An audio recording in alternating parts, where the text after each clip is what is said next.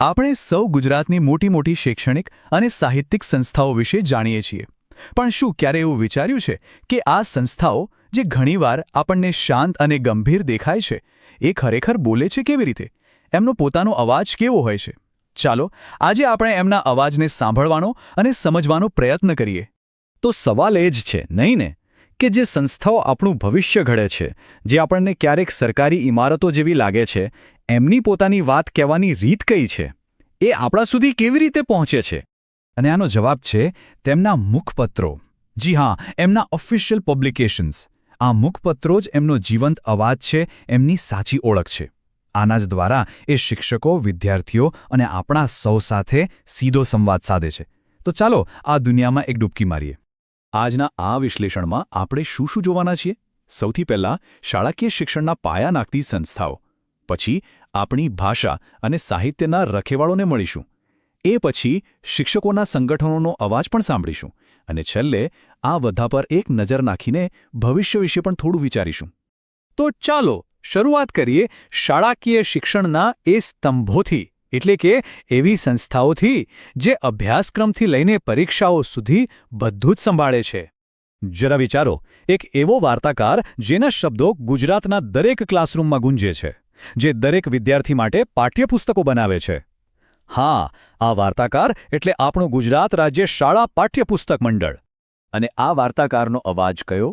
એ છે એમનું મુખપત્ર બાળસૃષ્ટિ. આ મેગેઝિન બાળકો માટે વાર્તાઓ, કવિતાઓ અને મજાની પ્રવૃત્તિઓથી ભરપૂર હોય છે. ખરેખર જ્ઞાનની એક રંગીન દુનિયા છે આ.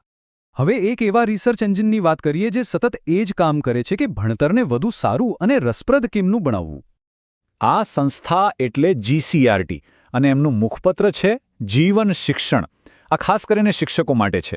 એમાં ભણાવવાની નવી નવી રીતો અને એવા વિચારો હોય છે જે શિક્ષણને આપણા રોજિંદા જીવન સાથે જોડે છે.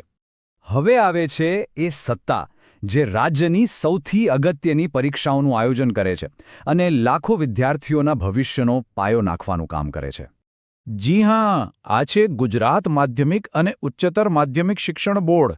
અને એમના મુખપત્રનું નામ તો જુઓ, એમના કામ જેવું જ છે. શિક્ષણ અને પરીક્ષણ એકદમ પરફેક્ટ. એમાં પરીક્ષાને લગતું માર્ગદર્શન અને નવી શિક્ષણ નીતિની જાણકારી મળે છે.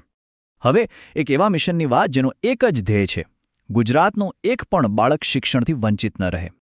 આ મિશન છે સર્વ શિક્ષા અભિયાન, અને એમનું મુખપત્ર છે જ્ઞાન શક્તિ. નામ જ કહે છે, આ પ્રકાશન રાજ્યભરમાં ચાલતા સારા શૈક્ષણિક પ્રયોગો અને સફળતાની વાતો બધા સુધી પહોંચાડે છે. કારણ કે જ્ઞાન એ જ તો અસલી શક્તિ છે. તો આ તો થઈ શાળાકીય શિક્ષણની વાત. હવે ચાલો થોડા આગળ વધીએ અને સાહિત્યની દુનિયામાં ડોકિયું કરીએ, જ્યાં આપણી ભાષા અને સંસ્કૃતિનું જતન થાય છે. એક એવી યુનિવર્સિટી વિશે વિચારો જે ફક્ત અને ફક્ત બાળકો અને તેમના સર્વાંગી વિકાસ પર જ ધ્યાન કેન્દ્રિત કરે. મતલબ કે મન, શરીર અને સંસ્કાર બધું જ. આ છે ચિલ્ડ્રન્સ યુનિવર્સિટી.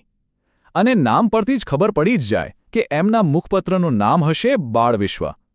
આ સામાયિકમાં બાળકોના ઉછેર અને બાળ મનોવિજ્ઞાન જેવા વિષયો પર ઊંડાણપૂર્વક જાણકારી હોય છે. હવે વાત કરીએ રાજ્યની સત્તાવાર સાહિત્ય અકાદમીની, જેનો મુખ્ય હેતુ જ ગુજરાતી ભાષા અને સાહિત્યને સાચવવાનો અને પ્રોત્સાહન આપવાનો છે.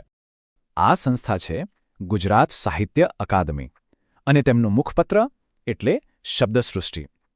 લેખકો અને વાંચન પ્રેમીઓ માટે તો આ જાણે શબ્દોની એક અદ્ભુત દુનિયા છે, જેમાં નવી નવી રચનાઓ પ્રકાશિત થતી રહે છે. અને હવે ગુજરાતની સૌથી જૂની અને પ્રતિષ્ઠિત સાહિત્યિક સંસ્થાઓમાંની એક, જે એક સદી કરતાં પણ વધુ સમયથી સાહિત્યકારો માટે એક મોટું પ્લેટફોર્મ રહી છે. આ સંસ્થા છે ગુજરાતી સાહિત્ય પરિષદ, અને એમનું ખૂબ જ પ્રખ્યાત મુખપત્ર છે પરબ. જેમ પરબ તરસ્યા લોકોની તરસ છિપાવે, બસ એ જ રીતે આ મુખપત્ર વર્ષોથી સાહિત્ય પ્રેમીઓની જ્ઞાનની તરસ છિપાવતું આવ્યું છે. ચાલો હવે એમની વાત કરીએ, જે આખી શિક્ષણ વ્યવસ્થાના કેન્દ્રમાં છે, એટલે કે શિક્ષકો. એમના પણ પોતાના સંગઠનો છે અને પોતાનો અવાજ છે, જે એમના હક્કો અને સમસ્યાઓ માટે બોલે છે.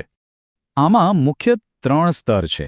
પ્રાથમિક શિક્ષક સંઘ, જેમનો અવાજ છે શિક્ષક જ્યોત. પછી માધ્યમિક શિક્ષક સંઘ, જે પોતાનો સંદેશ માધ્યમિક સંદેશ દ્વારા પહોંચાડે છે.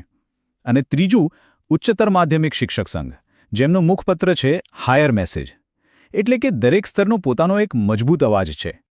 તો આપણે ઘણી બધી સંસ્થાઓ અને એમના મુખપત્રો વિશે જાણ્યો. દરેકનો પોતાનો એક અલગ હેતુ છે, પોતાનો એક અવાજ છે. હવે સમય છે કે આ બધી માહિતીને એકસાથે જોઈએ અને ભવિષ્ય તરફ એક નજર કરીએ. ચાલો ફટાફટ આખી યાદી પર એક નજર કરી લઈએ.